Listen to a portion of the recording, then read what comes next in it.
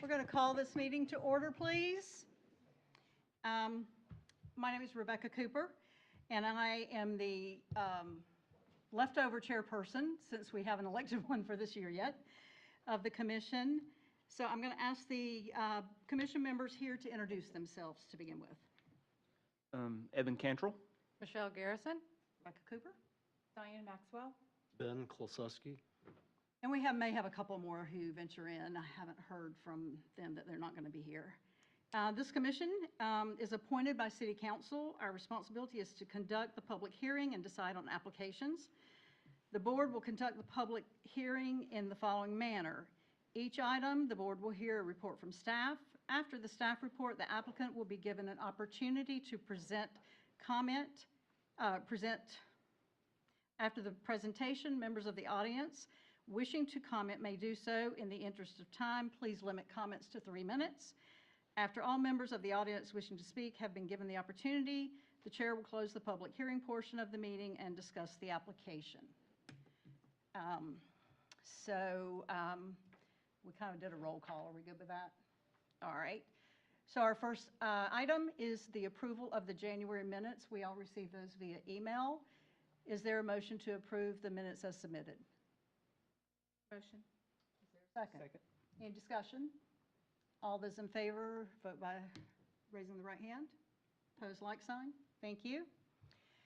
Our next item for the Planning Commission is to elect a commission chair and vice chair for 2024. At this time, do I hear a nomination for the position of chair of the Planning Commission? I nominate you, Rebecca Cooper. Is there a second? Second. Any discussion? All those in favor signify by the right hand. Opposed, like sign. At this time, I would entertain a motion for vice chair for 2024. So considering the length and knowledge and experience.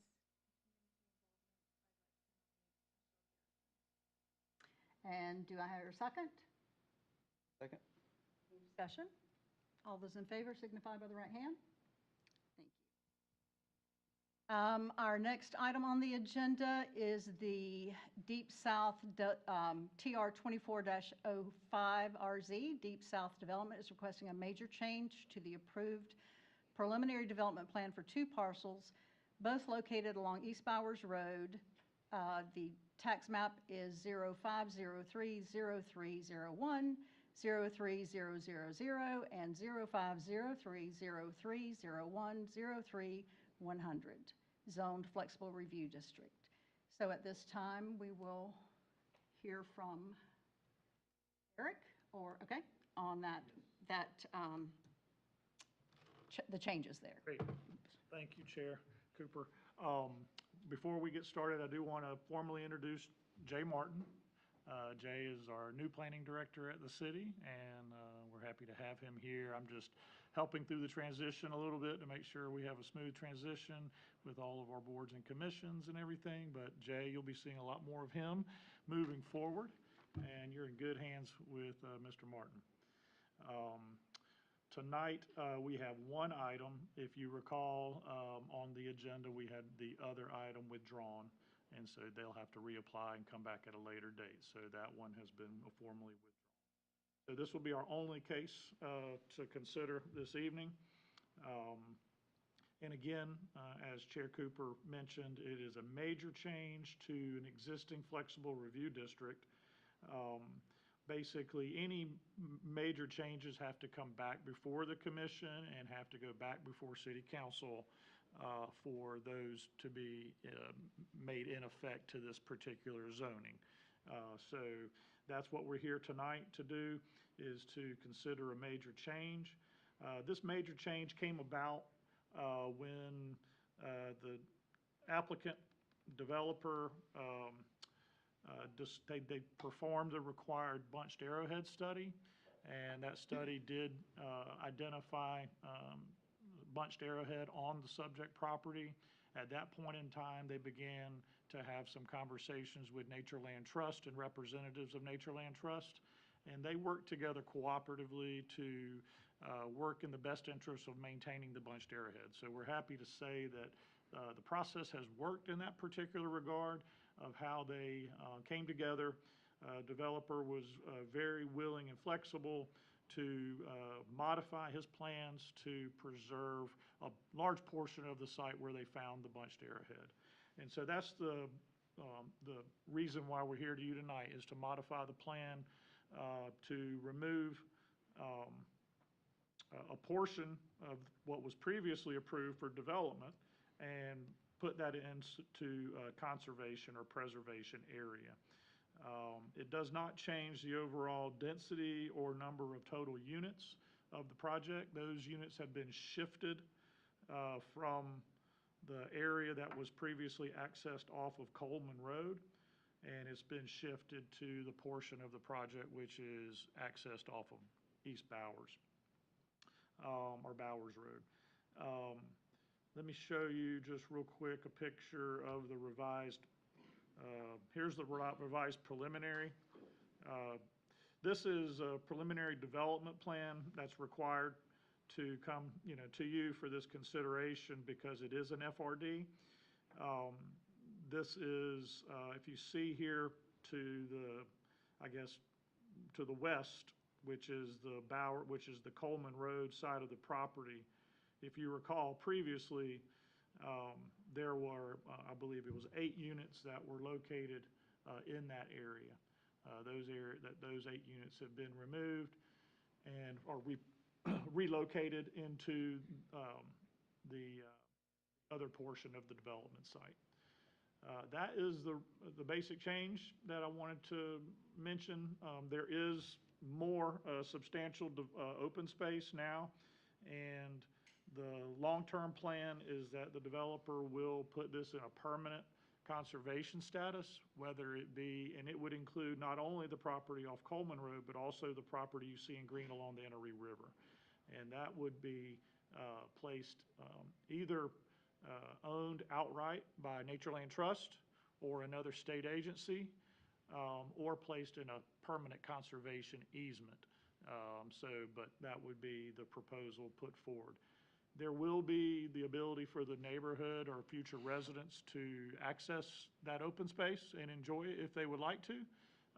And then I believe that there is the desire for the community at large to have access to the Bunched Arrowhead area off of Coleman Road at a future date, similar to our other Natureland Trust site in Travelers Rest, which would be kind of a nature preserve, if you will. And so those conversations are ongoing, but that is the intent for this change. Staff has looked at any modifications or any unforeseen issues with these changes. The developer provided an updated traffic study. It did not show any changes to the impacts from the original traffic study by making this change. So with that in mind, the staff does recommend approval of this request. Questions? Eric, can you remind me, was there always only one access on East Bowers Road into the development? Yes, that is correct. There was one permanent access originally on Bowers, and then there was one for the 8 units off of Coleman. Now that access point off of Coleman will stay. It's basically an existing driveway that will stay in case there's a gravel parking or something for future public access there. However, there's only one permanent access road that will access the future lots. They have identified an emergency access as well for in case there's a need for additional emergency access. That's shown here on, It is. You can see it just to the, I guess, left of the permanent access of the roadway coming in. You'll Oh, yes, see a yes, little stub coming out. That would be their. they have a gate there similar to. Yeah, there'll be probably what they call a Knox box that the fire department will have access to be able to access that. And for the protected area, who's going to build a decking or something that is accessible to the public? Who's going to monitor, take care of, make sure that the endangered species are I believe some of that is yet to be determined. I know that the developer is making some improvements as far as access, points of access to the area itself. As far as any improvements to those areas, I'll let the developer speak to those when he comes up and speaks. However, I think the intent right at this point is just to provide the access to those areas, and then at a later date, if it's owned by the SEDNR or if it's owned by Natureland Trust, there'll be additional improvements made that will provide better trail and access. But I'll let the developer speak to anything that he's committed to doing in that area. Eric, can you, just with the cursor, show me again where the 8 units were roughly? Circle it. They were right Right in this there. little area right And here. where are they now? They've been absorbed just in generally throughout the overall project. So not one particular location, but basically what they did is they shrunk some of the lot sizes and were able to absorb those into the other phase or the other section. Thank you. Welcome. These were going to be single-story senior living homes? That is correct. Yes, I think it's 55 and plus, and the footprint is single-story, or single-story footprint structures, yes. I know there's been a question about one entrance and such, and I would just encourage people to look around. I have a list of 7 subdivisions that I can think of off the top of my head that have one entrance only. So that's not unusual. If you're driving out Tigerville Road, the first 2 subdivisions out there only have one entrance. McElhaney has 2 that only have one entrance. Watson Crossing, when it was initially developed, had one entrance, and it wasn't until Northcliffe was developed that there became another. So that's not an uncommon way for a neighborhood to be constructed. And I had raised the question about public safety, and public safety had been out, seen the site, looked at the plans today, and have concurred that plans meet the guidelines to be able to have adequate turnaround space. And I'm concerned about that because every time you buy a fire truck, it's bigger. It's longer, it's wider, it's bigger. That was why we had to have a new fire department initially, is because we didn't have a place big enough for it at the old one. So I think it's important for us to think about those things moving forward and how we develop things, but I just want the public to know that we did have public safety go out and take a look. That's kind of where my head always goes when I look at those things. How's that impact? And that's related because of my previous career on a business side where we had some issues with that. So I kind of always think about that. I would like to mention, thank you for reminding me with your comments. All of the detailed requirements, the staff recommendation is with some conditions, and so that we always make sure that anything that is, I guess, unclear at this level, but there are more details that go into this before they come in and do their final plan and their final platting. So we always make the recommendations with the conditions that they meet all those standards moving forward. So that would handle all of our radiuses for turnarounds in our cul-de-sacs. It would handle any other life safety as far as our fire hydrant spacing, all of those. So the recommendation is actually to approve with the conditions that are listed in the report. There is consideration was given to an additional access. We have adopted the Greenville County Land Development Regulations, and that threshold is anything under 100 lots has a minimum of 1, doesn't kick in a requirement for 2.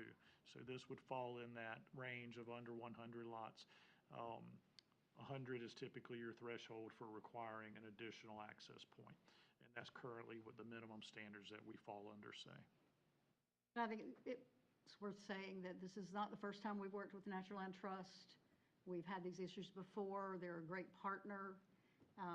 So we have a relationship there when we have a situation like that with anything endangered, that we're able to work with him, with that group, and get things taken care of. So, all right. So I think we're ready to move on. Are we going to have the developer speak? Yep, I think we open it up just for public comment and the developer. Yep.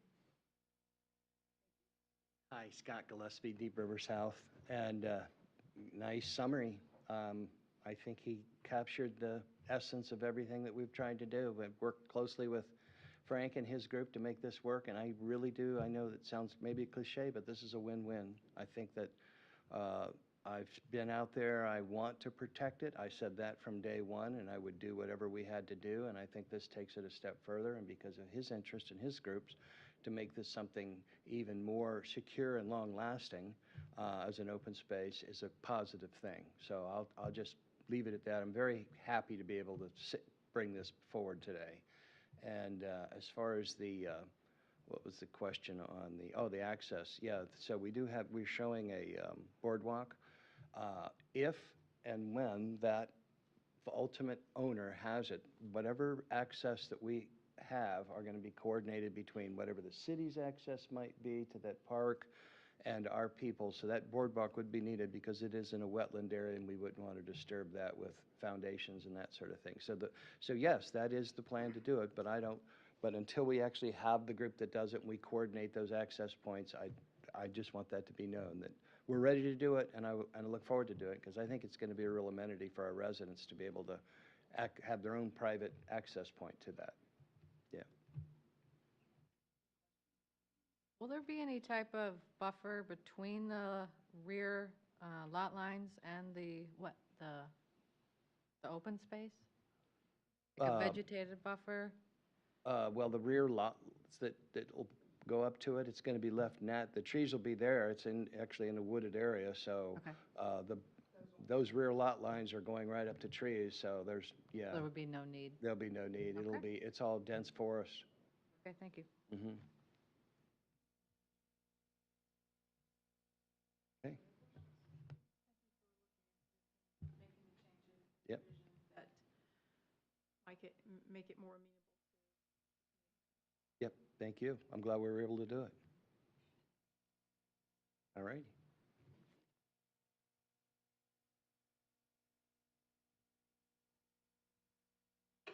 So at this time, do we have any other questions from the commission?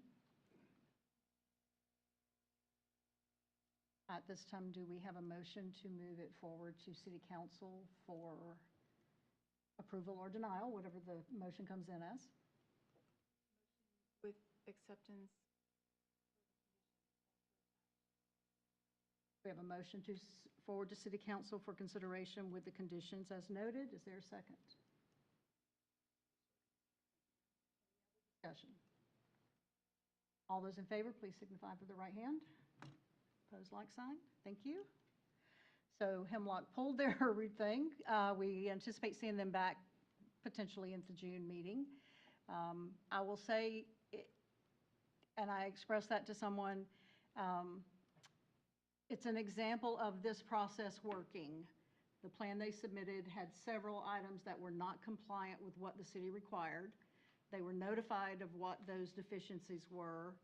So now they are pulling that application to go back and rework it to see where they can make changes that will be compliant with what the city requires. So that's how the process works. And so just to note, that's an example. Do I hear a motion to adjourn? Motion. Second? All right, all those in favor? Thank you. Thank you all for coming, we appreciate it. Often we come here and we look at ourselves.